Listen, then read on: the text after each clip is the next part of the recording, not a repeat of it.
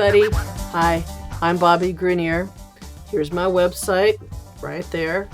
And up in that corner is my Twitter account if you want to follow me on Twitter. And also subscribe if you're watching this on my YouTube channel. Just go down and click subscribe. Anyhow, today I have plans to show you how to do a little bit of organizing for your Google Drive. So let's get started. I'm going to actually just use my Google Drive today and show you some little tips and tricks for organizing your Google Drive. So let me get over here. So what we're going to do is we're going to be creating color-coded broad category titles or labels for the Google Drive folders.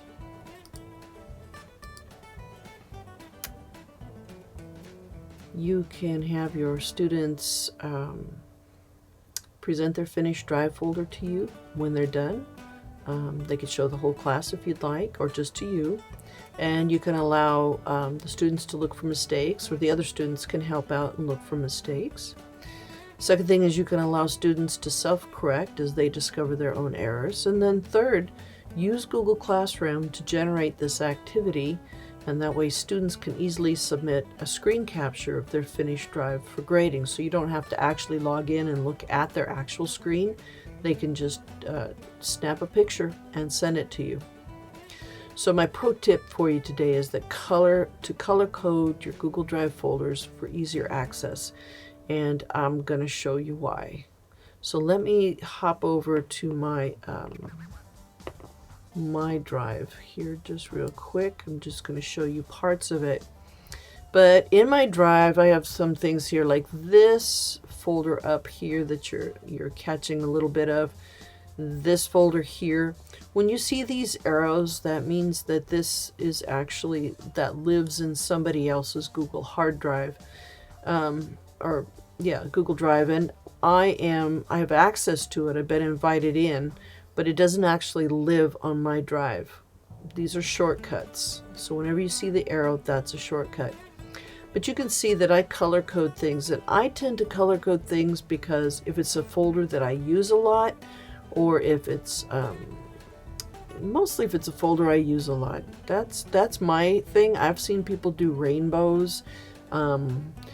I've done some color coding by grade level. I teach kindergarten through 3rd grade, and so I have different colors for the different grades, and that makes it really easy to find what I need to find when I need to find it. I also am alphabetically organized, so the way it works is that it'll start with numerical. So whatever, if you put a number like 3 is going to come first before 5. So if you want things in a certain order, you have to use numbers in your naming strategy. I use an alphabetical naming strategy. So everything in mine is alphabetically organized because that's just how my mind works, but yours might do something different. So you can see, like, I tend to go with really strong bold colors when it's a folder that, like, I need to know where this is now. So this just kind of shows you a little bit.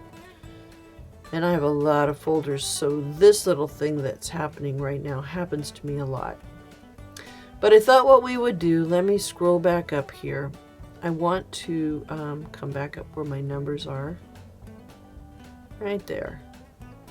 So if you want to create a new folder, you just come into this blank area here and right click on it, and it opens up this drop down, and then you just click on new folder. And I'm going to title it, because I want it to, let's see, I'm going to give it a number 2. So it should come after the 3rd grade. So let's say I make this 2nd grade. And I'm going to go ahead and create that folder, and it should show up right there, exactly where I wanted it. Oh, yeah, in front of 3rd grade. Now I want to make it a color. So all you have to do is right click again and see if I wanted to rename it. I could do that, and I can change the color on it. So let's say I'm going to give it a nice pink color. And the other thing is, like, if this was a folder that I needed to access a lot, I would probably add it to my starred category. When you do that, over on the left, let me see if I can just move myself a little bit here. Over here on the left, there is let's see, right about there. It says starred. So when you put a star on something, that means that you can just click that and those items that are starred will appear. So they're like a specialized shortcut just for being able to find content really quickly. So oops, let me get back over here where I was to my, there we go. So let's say that this is something that I wanted to, I just wanted to change the color on it. So I'm going to go over here, I'm going to choose my pink, and there you go. If I wanted to star it, I would just add it to the star. I can move it. I can do all kinds of things I want. I could get a link if I want to share it. I can make it shareable. I can download the whole file. So this is where you're able to do quite a bit of the, whatever you want to do with your folders once you've created them. Anyhow, that's my quick tutorial on how to teach your kids how to create a folder, how to name it, what it's going to do based on the name, in other words, how it's going to organize, and then how to color code it, and then teach them how to make those starred shortcuts.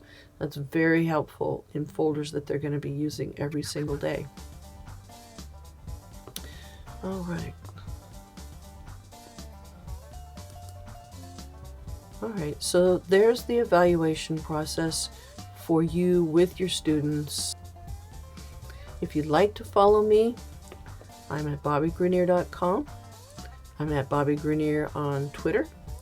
And if you'd like to get some free resources from me, go to computerbasedlearning.org.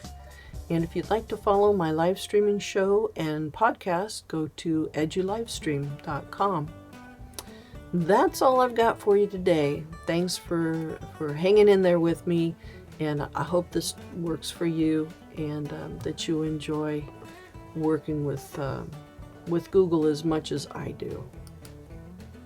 So until next time, we'll see you hopefully next time. If you come on over here and subscribe to my YouTube channel, then click the bell, and then you're going to get notified every single time that I upload a video. And I'm going to upload quite a few videos.